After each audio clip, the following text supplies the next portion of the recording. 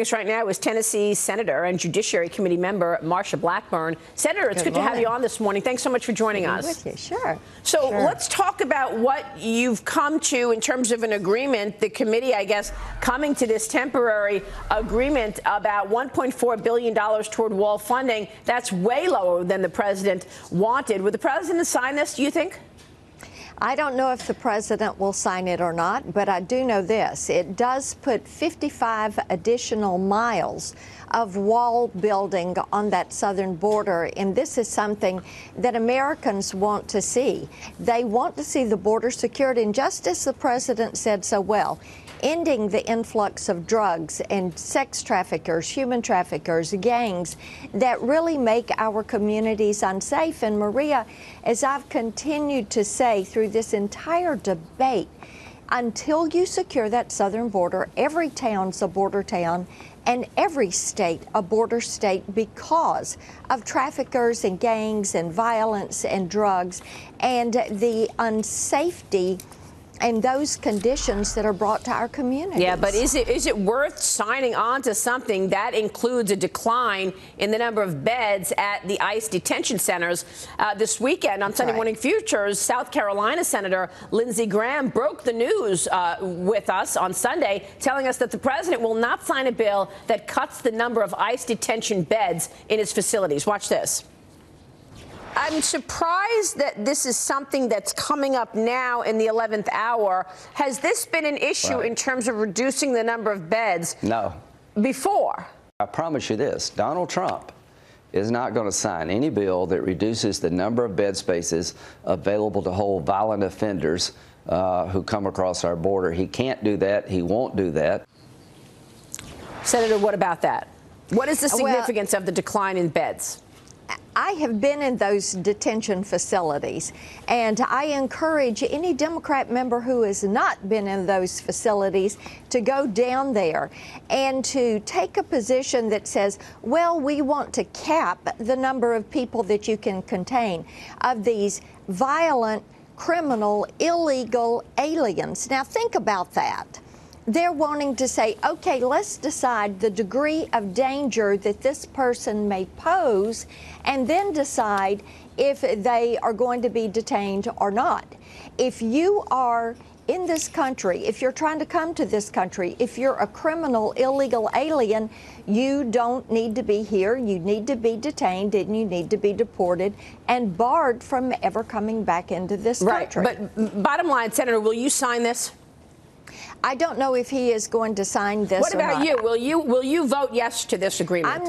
I'm not going to support something that reduces the number of beds or says we're going to open up our borders. I think that it is outrageous that people continue to say, oh, we need to just open the border and let people walk into this country, not knowing who they are, why they're wanting to come here. When I talk to Tennesseans every single day, they will say, you need to secure the border, end all this push of fentanyl and heroin onto our community streets, end this push of gangs, sex traffickers that are really disrupting life for so many law-abiding Americans. And when you talk to angel families and angel moms and you hear their stories, I have an angel mom in Tennessee right now rearing her grandson because her daughter was killed by an illegal alien who was a drunk driver. And you know what, Maria? They can't find that guy now. He left the country. Another family that you have talked to, the Corcorans, their son, he is dead. He was killed by a drunk driving illegal alien. This is a problem we can fix. It means secure the border. As the president said, walls work. Talk to Israel. Go to San Diego. Talk to El Paso. All right, so you will not support it if it includes a decline in the number of beds. Dagan, you just heard her. You've got to have a way to put a place to put people. This deal, though, is not expected to include that.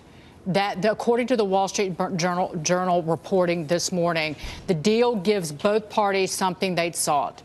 The Democrats keep funding for physical barriers along the border below President Trump's request level. It was at $5.7 billion. The deal includes $1.38 billion for 55 miles of modern physical barriers. But this is the Journal. But Republicans blocked Democrats' efforts to place certain limits on detention beds, an issue that had derailed the talks over the weekend. So, I read that also, Dagan, and I think that that is one of the things that is vitally important. How can you put the Border Patrol in the position of saying, we're not going to give you money for beds, and you have to decide the level of danger that somebody would pose to a community in this country? What about the $1.38 billion? That's below the $1.6 billion the Senate Democrats offered in December. Shouldn't we at least be getting $1.6 billion in funding for the border wall? I think we need to go back and look at the $30 billion that was originally on the table, and then the offer was 20, and then it was 12, and then it was 5.7. My hope is this. There are plenty of unobligated funds that are in this budget. And in order to secure our southern border, my hope is they will begin to use some of these unobligated funds, because the more we secure it and the more we end the trafficking of drugs and the trafficking of human beings and the trafficking that is coming with the gangs, the safer our communities and our city streets are going to be. So what you're saying is then you will support this deal if it's not included in any cuts in beds, and you will support it knowing that maybe the president can use other monies that are unaccounted for that have already been approved. Maria, once I get to see the details, we don't have details yet. We have an agreement in principle. Right. And once the details come out, we'll be able to decide exactly how we're going to support this or not. Senator, let me move on to some of these ideas from your colleagues on the left. The president also last night slammed the Green New Deal at his rally last night, saying this Green New Deal from Alexandria Ocasio-Cortez will hurt the economy. Let's listen to the president. Then I got to get your take on some of these other ideas being thrown out there. AOC is hitting back at the president's comments. She tweeted this today. After the president said that it's going to hurt the economy, she writes this: yes, a man who can't even read briefings written in full sentences is providing literary criticism of a House resolution. Last week, they introduced a massive government takeover that would destroy our incredible economic gains. They introduced the so-called Green New Deal.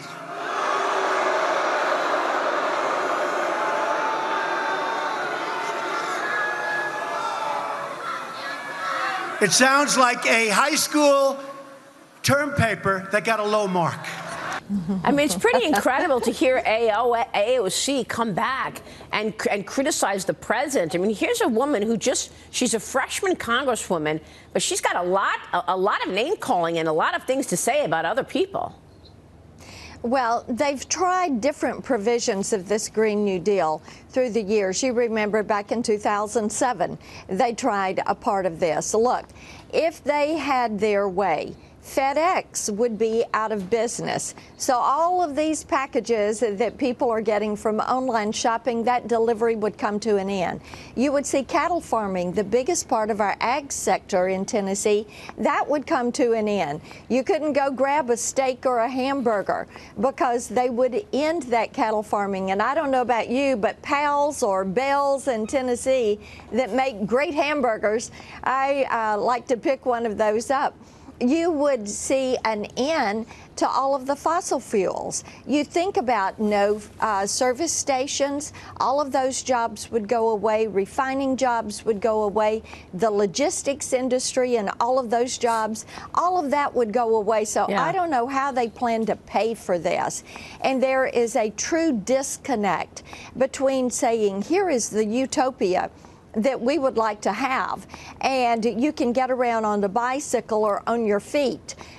Maybe they think they're going to be the pedocrats and not the Democrats. You know, what bothers me, Senator, and Dagan, you've done this so well, basically explaining what some of these plans mean. Like, you're the one who pointed out the expense of Medicare for all and the Green Deal and how much it's costing. You never get those kinds of details when you have these pie-in-the-sky ideas. Let me repeat this. And they fouled up by really telling us, revealing their idiocy, releasing that FAQ by accident from her office last week, which they tried to walk back and then had to confirm that it did come out of her office. Let's give money to people unwilling to work. And by the way, you can hardly find this plan on her website. You have to go in and do a search of the House.gov archives to find the actual legislation that's been filed.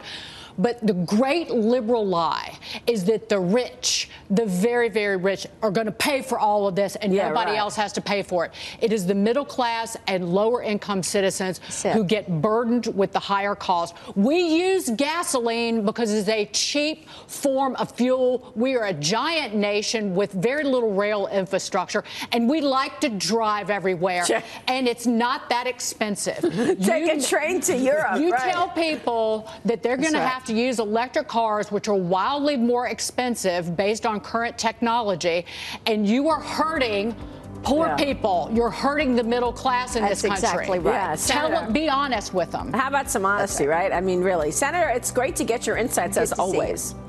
Absolutely. Good to see you. Senator Marsha Blackburn joining us there. Coming up.